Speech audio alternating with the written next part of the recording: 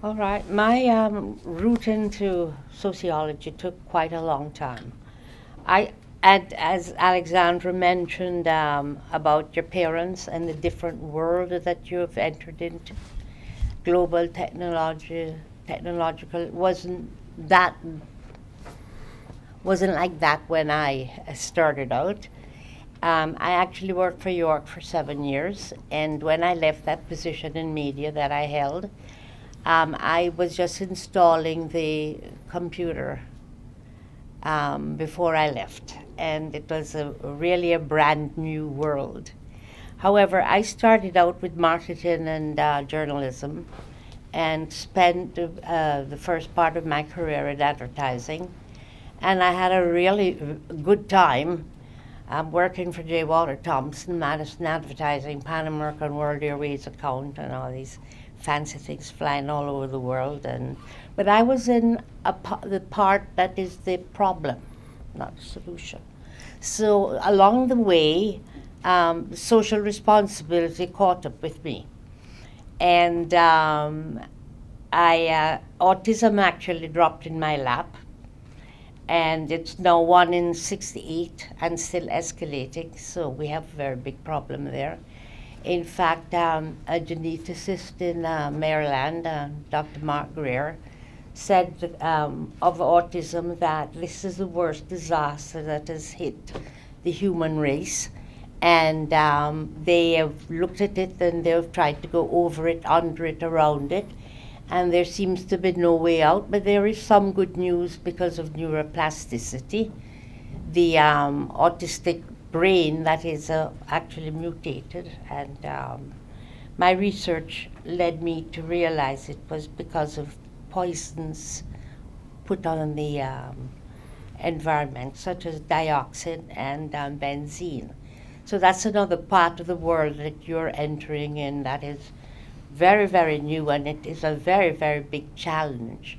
But the autistic brain, because of neuroplasticity, throws the talent on one area of the brain. Hence, we have people that are overdeveloped, mathematicians, physicists, musicians, etc., but no social skills. So how are they going to be in sociology? So that brings you to your current area of research? That brings me to right going back to York and doing a psychology degree to try to understand autism.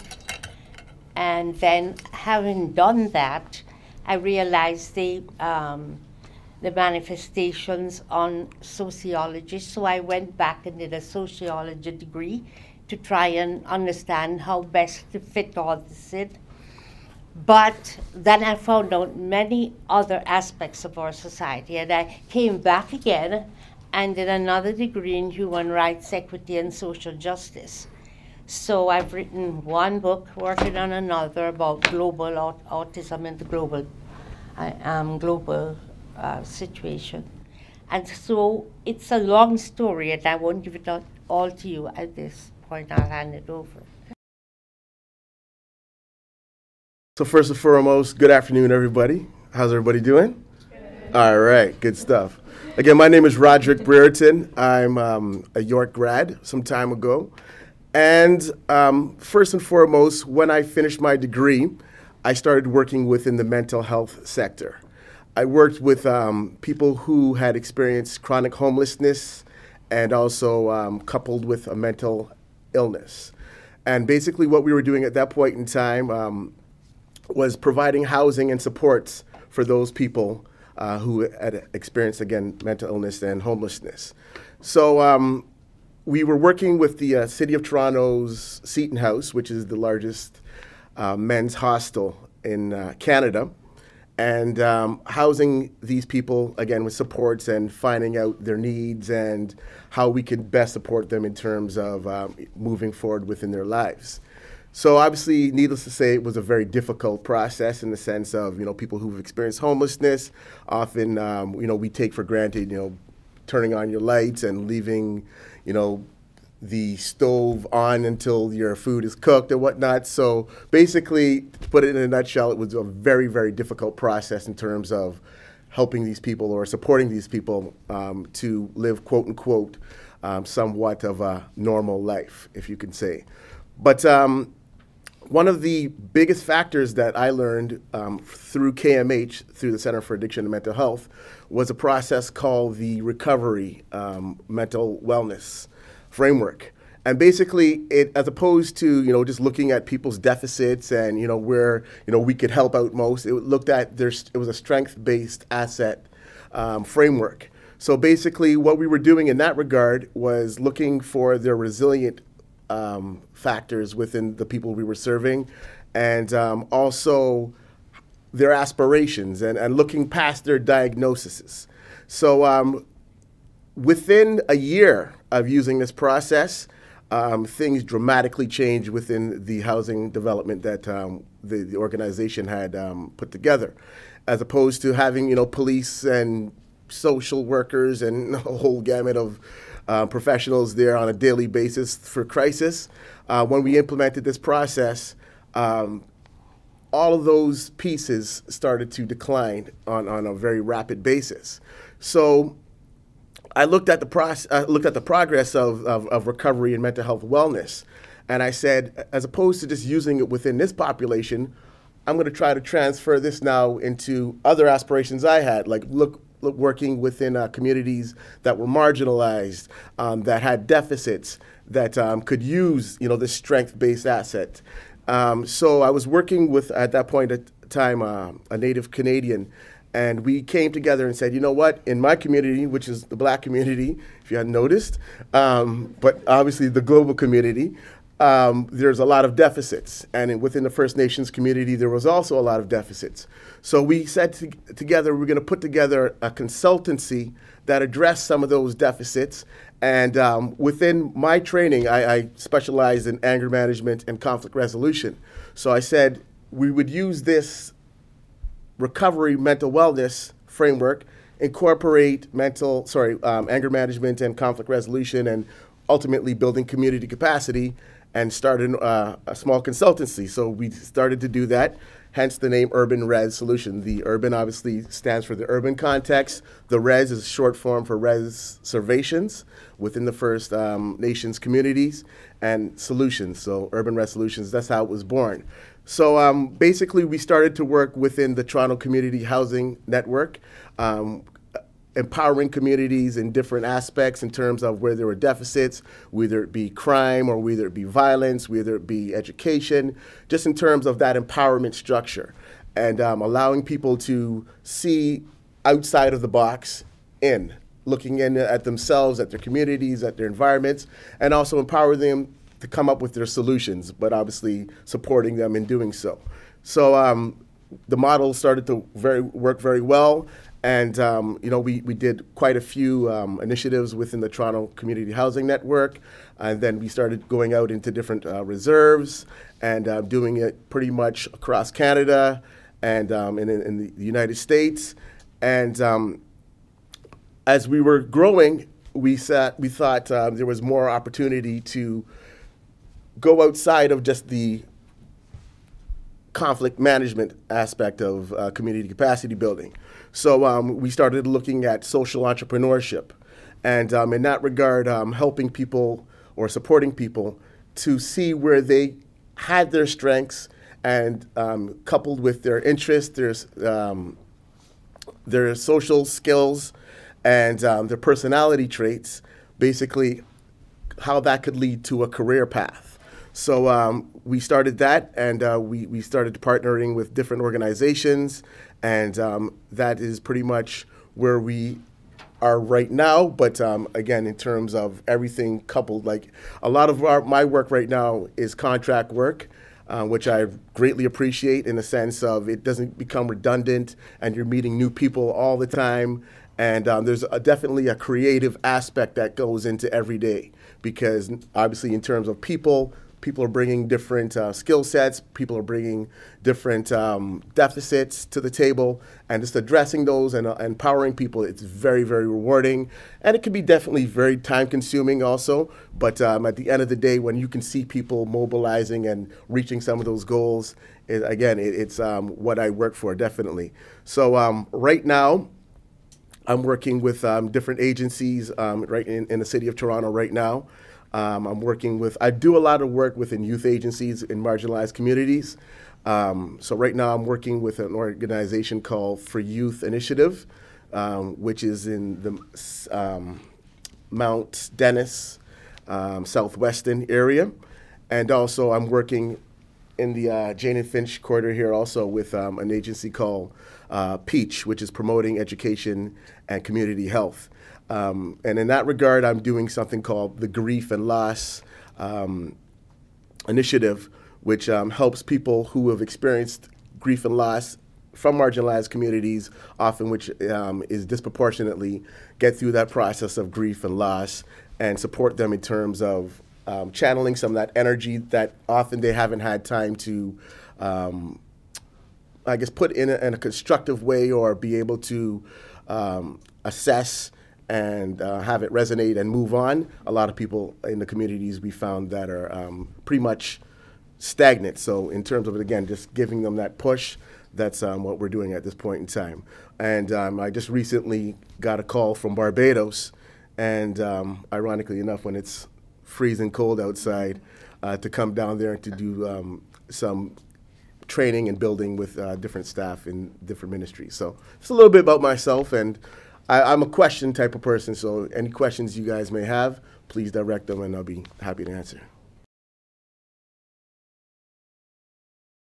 I'm honored to be able to speak to you today. My path has some similarities to fellow panelists, but kind of diverged a number of areas. I started off as a community activist, long hair. I've organized demonstrations. I really got concerned about social justice and why, but also on the flip side, why communities were opposing things like group homes and why they're opposing infrastructure projects and so on. So I had to learn about communities, and this faculty was perfect for that, to allow me to learn about communities. Once I was here, I realized I had to learn about all the social sciences as well. I realized that if I'm going to learn and work in this area, I also need to understand how cities and villages work. So that moved me from this faculty into faculty of environmental studies. We continued, a number of us in that faculty, to be quite active in all sorts of activities. We found that not only were we active in learning about that, but some of the organizations out there were running into all sorts of community problems. So we had one organization, which was called Ontario Hydro. It's no longer around, but they had 30,000 effectively engineers. Were having a lot of protests and opposition to a lot of their projects. So they realized that there's some crazy individuals and a nutty faculty up at York that actually kind of teaches these folks. And they said, maybe we should hire some. So we ended up, 6 of us getting hired out of the Faculty of Environmental Studies. I think the first kind of social science environmental specialists that were hired into that organization. And we were thrilled.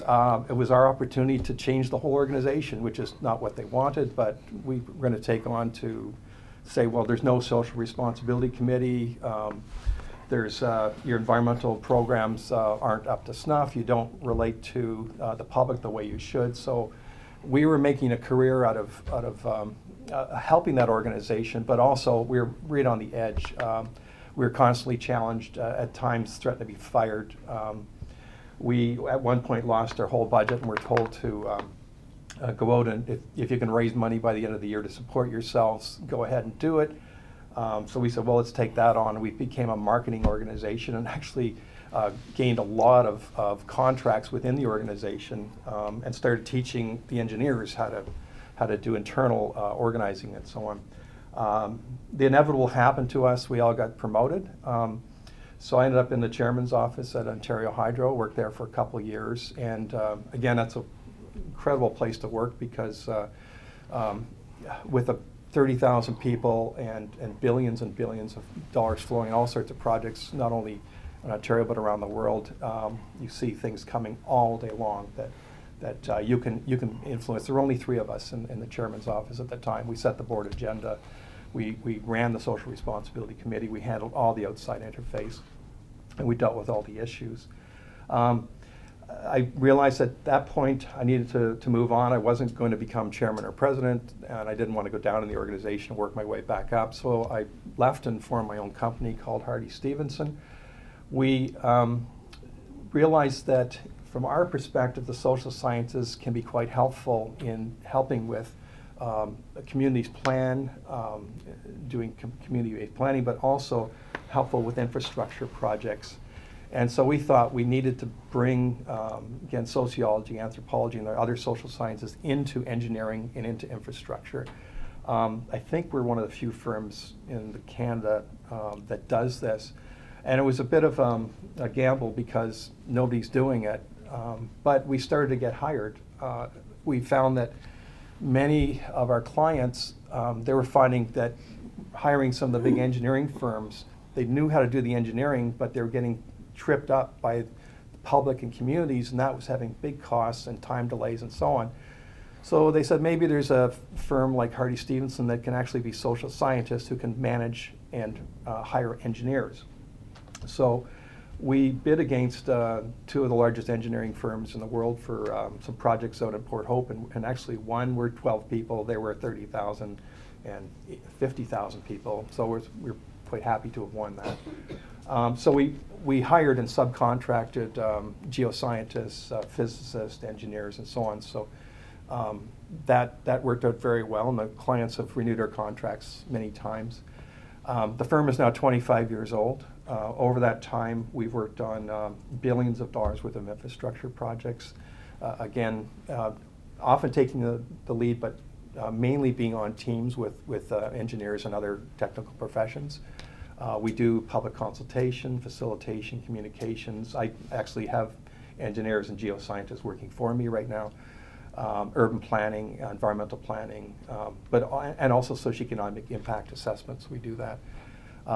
Over the years, we were the only firm east of BC that was asked to be on the Vancouver Olympic bid team, which we're pleased to get that.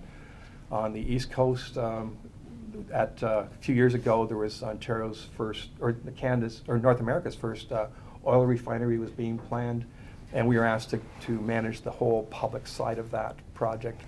So today we're doing some, well, we have 4 of the largest infrastructure projects in Canada that we have a key role in. So anyway, so we felt that coming from this faculty and environmental studies, that there's quite a market for people with sociology and social sciences, and we're able to get well paid by doing that.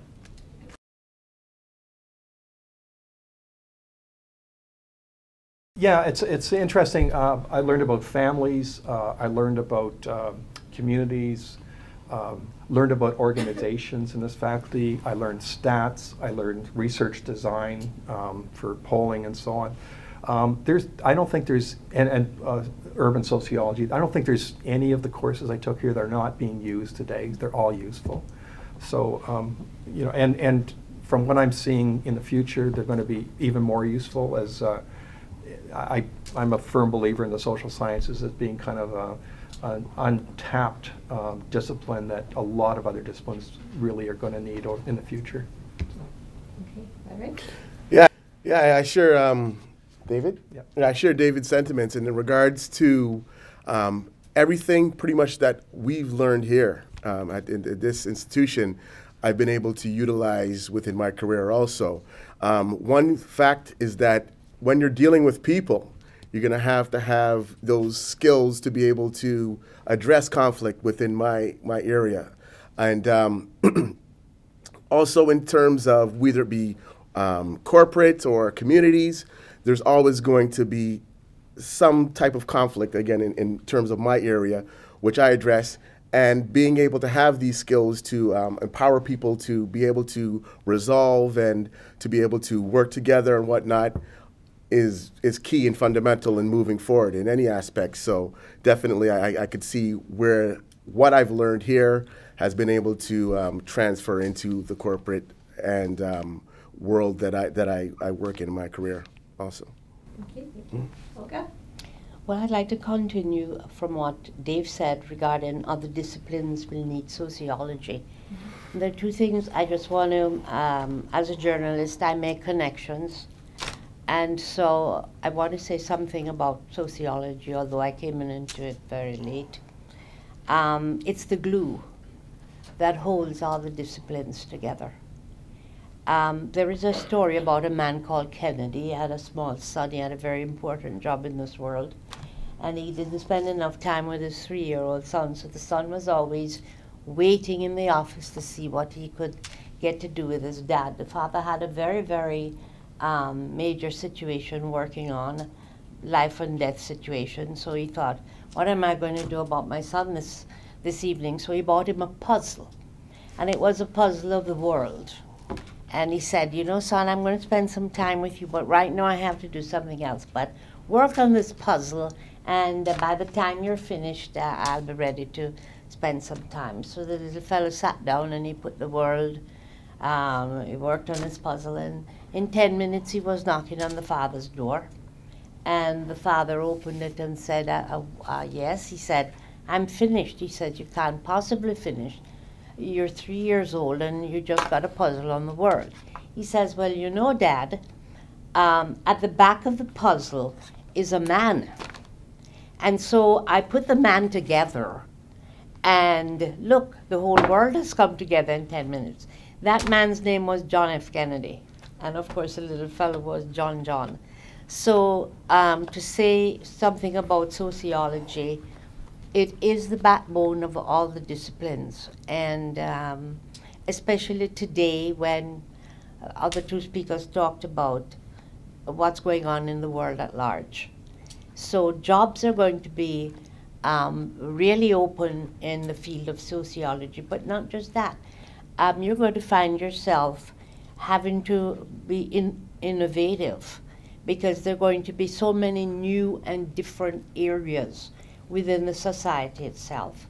So, and you can't be shy to expose something that is going wrong, that needs fixing, or going into some different area, moving always into more diverse areas within the society itself.